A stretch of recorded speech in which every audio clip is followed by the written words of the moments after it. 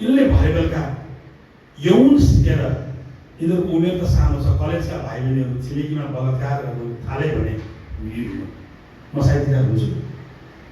अनि एउटाले सबै चोर नै त समाज भनेर समाजको बाटोमा चलाएदेखि यो चोर, यो भ्रष्ट, यो नालायक सबैलाई गाली गर्न थाल्यो भने म सायदतिर हुन्छु।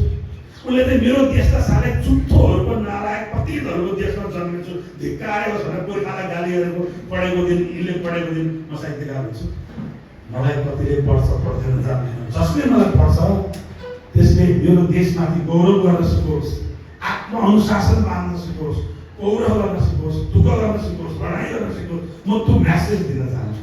ठिक छ, म समयभन्दा बाहिर भने बाहिर छु, तर यी बाबु नानीले भयो युट्युबमा गएर डाक्टर नवराज अंसाल भनेर युट्युबमा सर्च गर्दा, मेरो फेसबुकको पेजमा सर्च गर्दाखेरि अस्ति मैले फलानु पार्टी भयङ्कर राम्रो, फलानु चाहिँ चोर हो, फलानु नेता चोर, फलानु गाली भनेर मेरो 20वटा स्ट्याटस चाहिँ खालि गाली गरेको मात्रै स्ट्याटस देखेँ। यिनले भने यिनले भन्दै के सिक्छन् मबाट, गाली गर्न सिक्छन्।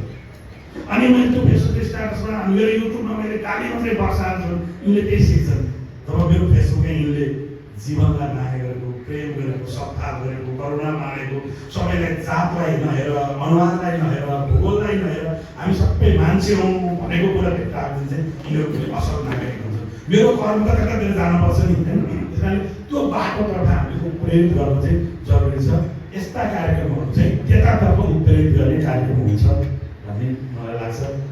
यो उच्च मनोबल, आफूलाई दुःखहरूबाट विचलित नहौ, उच्च आत्मबल बनाऊ, लेख पढ, पढ्न मन लागेको 24 घन्टा आँखा राख्छ, पढ भनेको छ पढाएको छ नगरेर, त्यो किताब पढ्न मन लागेन, म्याथको सोल्युसन आएन, किताब बन्द गर, निबन्ध लेख्न आएन, बन्द गर, होमवर्क गर्न दिक्क लाग्यो, बन्द गर, किताब थन्काऊ, राख, निस्क बाहिर, भान्सामा जाऊ, धारामा जाऊ, 4 गिलास पानी छाला तन्किने मस्त पानी खाऊ, माथि छतमा गएर ओलो छोरो पल्सो हिँड, 6 दिन जानु पऱ्यो, आँगनीको ओलो छोरो पल्सो हिँड, 10 मिनट हिँड, मस्त पानी खाएर 10 मिनट हिँडेपछि तिमीलाई टोयलेट लाग्छ, गएर टोयलेट गर, आएर हात धो, घुँडा धो, मुख धो, फ्रेस हो, गएर पढ्न थाल। अनि ठिक हो, तिमी जोतिनतिर त्यो जोतेर पढ्ने कुरा होइन, आफूलाई फ्रेस रित्तो बनाऊ।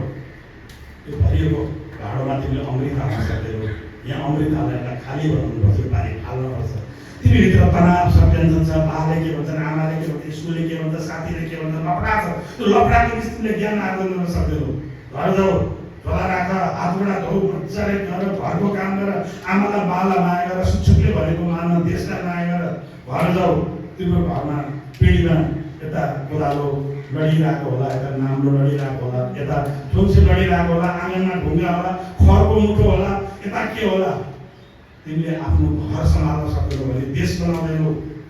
तिमीहरू घरमा जाऊ, लुगा फुगाएर ठिक ठाउँमा राख, झोला ठिक ठाउँमा राख, बाहिर निस्क, आँगनको फोहोर टिपेर छेउमा राख, पिँढीमा फोहोर छ भने छेउमा टिपेर राख। घरको काम छोरा र छोरी भन्ने हुन्न, सबैले गर्नुपर्छ। त्यो कुरा मिलाएर राख। लुगा एउटा यता फाल्ने एउटा फाल्न, आफ्नो लुगा टक्क व्यवस्थित बनाएर राख। तिमीलाई सोधौँ, आज बिहान तिमी उठेपछि तिमीले सुतेको ओछ्यानको तकिया ठिक ठाउँमा राख्यो कि राखेको? तिमीले तिम्रो ओछ्यानको तन्ना गुडुल्केर गुडा पनि पुग्यो होला, तिमीले तानेर मिलायो कि मिलाएनौ? तिम्रो सिरानी ठिक ठाउँमा राख्यो कि राखेनौ? राखे तिमीले ओढेको लुगा गङ्गनमा ती फाल्यो कि पट्याएर कुनामा राख्यो? भरे घर पुगेपछि सर्ट एकातिर, पाइट एकातिर भरेर आउने, टाई एकातिर फाल्ने, झोला एकातिर भरेर मम्मी टाई भेट्दैन, लोगो भेट्दैन, झोला भेट्दैन भन्छौ कि भोलि बिहान भेट्यो ठिक ठाउँमा राख्छौ। तिमी सुतेको ओछ्यान व्यवस्थित गर्न सक्दैनौ। तिमी आफूले भोलि लाउने कुरा ठिक ठाउँमा राख्न सक्दैनौ। तिमीले बेला बेला आफूले अनि आज भात खाएर आउने बेला भात खाइसकेर थाल्ती होरेर आयो होला, तिम्रो आमाले उठाएर माझ्नु होला, होइन? कतिले त्यहाँबाट खाटाबाट उठाएर माझ्ने ठाउँसम्म पुर्यायो होला, होइन? कतिले माझेर आयो होला, होइन? एक्चुअली टेस्ट गरेर त घरमा चारैजनाले आफूले हेर्दा यो आदर्श जस्तो देखिन्छ। माझेर हेर त, बेलुका भात खाइसकेपछि माझेर हेर त, आमा कति खुसी हुन्छ। घरमा फोहोर भएका भाँडाकुँडा व्यवस्थित गरेर त त्यसले के गर्छ? तिमीले ओछ्यान सफा गर्न सक्यौ भने, घर सफा गर्न सक्यौ भने तिमी देश सफा गर्छौ। देश सफा गर्ने आत्मविश्वास हुने कविताको अक्षरहरूमा आउँछ, आफ्नो काम आफै गरेर सम्हाल। कविता राम्रो लेख्छौ तर जिन्दगी राम्रो बाँचेको पनि अर्थ छैन। कविता जस्तै राम्रो बाँच्नुपर्छ। यति एउटा को मान्छे नपराज अनुसार अङ्गल आउनु भएको थियो, फेरि आदेश दिएर जानु हो, नभए खाना जीवनलाई सजिलो बनाऊ। आज एउटा होमवर्क चाहिँ दिन्छु। म यसरी स्कुलहरू कलेजहरू जाँदा मलाई सबै मान्छेहरूले भने महाकाव्य लेख्नुहुन्छ, चारवटा महाकाव्यको काव्यहरू लेख्नुहुन्छ, कविताहरू लेख्नुहुन्छ। यी भाइ बहिनीहरूलाई पढ्न पनि सजिलो हुने गरी, जीवन बुझ्ने गरी, सङ्घर्ष बुझ्ने गरी तर सिम्पल भाषामा 150 पेजको सानो नोभल लेखिदिनुहोस् न। स्कुलहरूमा स्कुलका धेरै प्रिन्सिपलहरूले सरले म यो रेडियोको जागिर छोडेर 3 वर्ष थियो, 3 वर्षको दौरान पुग्न 200 जति स्कुल कलेजहरूमा गएँ म।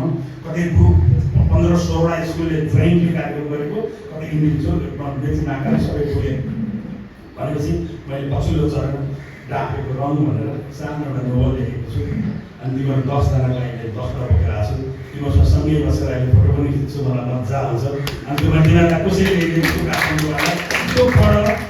एउटा ड्राफे छ, चप्पा ड्राफे भने बुढो भइसकेको ड्राफेले फ्ल्यास ड्राइभको जिन्दगी कसरी देख्छ, सानो किताब सब पढ्नु तिनीहरूलाई एउटा कसरी ल्याइदिन्छु कथा छ, 10जनाको थाहा हुन्छ। र अनि एउटा होमवर्क दिन्छु, मान्छे हुन्छ। तिम्रो पेन्सिल हरायो, एउटा साथीले भेटाएर तिमीलाई दियो, के भन्छौ? थ्याङ्क यू भन्छौ। टिफिन लान पाथेर दिउँसो भोक लाग्यो, साथीले 2टा कोसा केरा ल्याएर एउटा कोसा केरा तिमी खाऊ, म खान्छु भनेर बाँडेर खाएर के भन्छौ?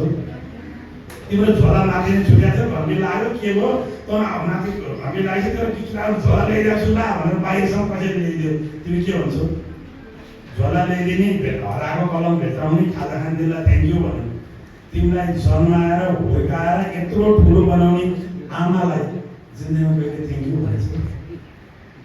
आमा तपाईँले मलाई जन्माइदिनु, हुर्काइदिनु, पढाइदिनु, लेखाइदिनु, यत्रो बनाइदिनु भयो, थ्याङ्क यू आमा कहिले भनेको छ हामीले? छैन। सम्झ त तिमी यति हुन र आज कविता पढ्न आउने हुन तिम्रो आमाको योगदान कति होला? जो छोराछोरीले आमाले भनेको मान्दैन, बाले भनेको मान्दैन र आमा बालाई सम्मान गर्दैन।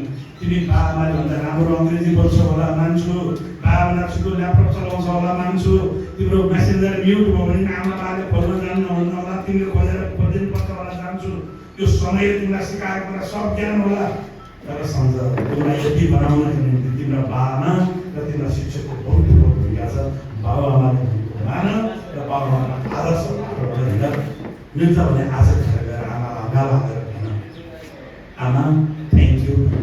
आमाले किन भन्दा आज म स्कुलमा कविता कार्यक्रमको ग्रान्ड फिनालेमा गएको थिएँ, सब मान्छे आउनु भएको थियो, आमाको मूल्यको बारेमा कुरा गर्नुभएको थियो, थ्याङ्क यू भन्नुभएको छ भन्नुभएको थियो। आमा थ्याङ्क यू भन्नु उहाँलाई। छोराहरू आमाको दास मात्रै ढोग, छोरीहरू आमाको हातमा ढोग र आमालाई भोलिदेखि एक चिज भए नि घरको काम सघाऊ। तिमीले जब आफ्नो घरको काम सघाउँदैनौ तिमी आदर्श साहित्यकार हुँदैनौ। मैले यहाँ आदर्श बोल्छु तर घर गएर मेरो छोरीलाई माया गरिन भने, मेरो नातिनीलाई माया गरिन भने, म 57 वर्ष भएँ, मेरो 10 वर्षकी नातिनी छु, मेरो नातिनीलाई प्रेम गरिन भने, श्रीमतीलाई प्रेम गरिन भने, घरको साना साना काम पनि गरिन भने मैले यहाँ आदर्श गरेको काम हामी घरमा कस्तो मजाले काम गर्छौँ, के गर्छौँसँग हेर्छौँ, त्यो गर्नुपर्छ भन्ने प्रेरणा। यसलाई कविता सिकाउनु मात्रै होइन, जिन्दगी पनि सिकाउनुपर्छ भन्ने लाग्छ। त्यही गर्नेछौँ। भाइहरूलाई धेरै धेरै माया।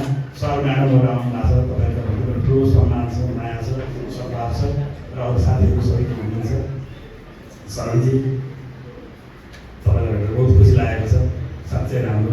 सबै गाईले दुध दिँदैनन् तर तपाईँलाई चाहिँ अलिकति फकाएरै ल्याउनु पर्ने छ। अर्कोपल्ट तपाईँको पनि किताब निस्कियोस् भन्ने कामना गर्छु। प्रकाशजी तपाईँले यो सक्रियता काम हुन्छ, तपाईँको सक्रियता निरन्तर रहोस्। केटी भाइ सङ्गीतको अर्को कार्यक्रम कहिले छ? सङ्गीत सुन्न आउनुपर्छ ल। रमेशजी यत्रो कामको सूत्रधार तपाईँलाई धेरै धेरै धन्यवाद। हामी सबैजनाले भनौँ मैले लामो बोलेँ, खुर्किने पनि अलिक खुसी पनि भएँ।